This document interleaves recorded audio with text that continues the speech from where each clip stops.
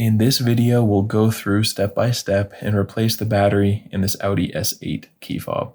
This is very easy to do at home. It will just take you a few minutes. All you'll need to get it done is the replacement battery, which is a CR2032. If you don't have one of these lying around, feel free to go check out that first link in the description. That link will take you right over to Amazon, where you can find these for a great price. Now, to open this thing up, we want to find the buttons down here on the metal part. Hold down both of those buttons and pull out the key. Now, underneath there are two more buttons, one on each side. You can see there.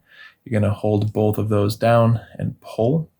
Hold the key fob and pull on this bottom part and wiggle, and this piece will come right out. Now you can just remove the battery, and when you're ready to put the new one in your CR2032 battery, make sure the positive side is facing down. You'll just set that into place like that. And now when you're ready to put this back in, if you have the buttons facing up, the battery should be facing down, and it will slide in like that. Click it all the way down and just put the key back on there, slide it on. I hope you found this helpful. If you did, feel free to leave us a like or a comment. And if you ever need help with another key fob, you can come back here to this channel. We'll have you covered with a tutorial like this one.